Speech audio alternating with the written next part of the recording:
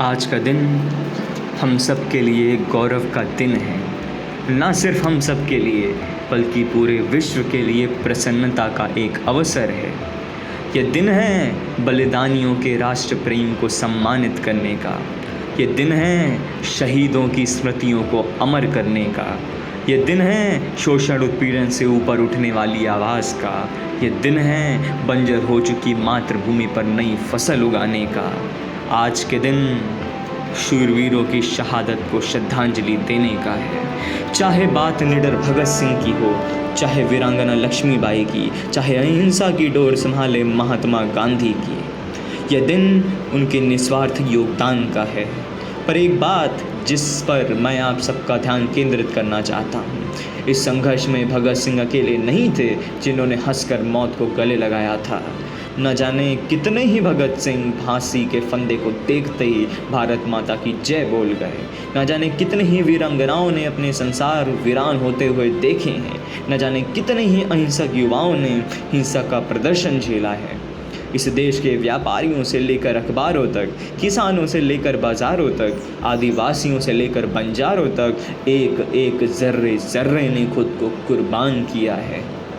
हम इस बात से इनकार नहीं कर सकते कि आज़ादी की कीमत पूरी एक पीढ़ी ने चुकाई थी।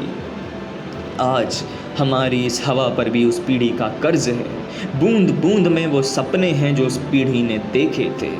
यहाँ की मिट्टी में, फसलों में, अनाजों में उनका आशीर्वाद है। उनकी ही देन है ये वतन आज आज़ाद है। पर तथ्य तो ये भी हैं कि दमन तो हमारी क्षमताओं का भी हुआ, हमारे सामर्थ्य का भी हुआ, हमारी संस्कृति का भी हुआ। और जिस प्रकार से हमने अपनी संस्कृति को नतमस्तक होने दिया, बौद्धिक रूप से उसकी छाप वर्तमान तक हमारा पीछा नहीं छोड़ रही।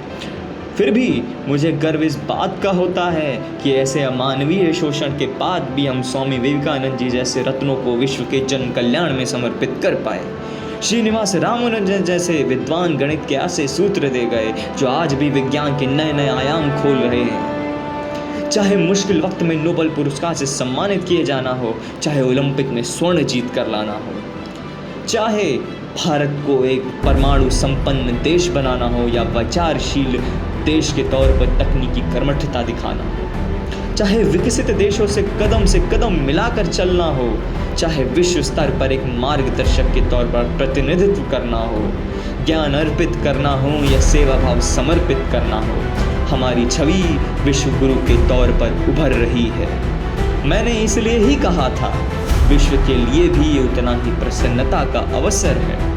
पर एक बात जिस पर मैं आप सभी का ध्यान केंद्रित करना चाहता हूँ कि जिस तरह स्वतंत्रता संग्राम में पूरी एक पीढ़ी का योगदान आवश्यक था, उसी प्रकार विश्व गुरु बनने के लिए भी एक पीढ़ी का योगदान आवश्यक है। मेरा, आपका, हम सभी का योगदान आवश्यक है।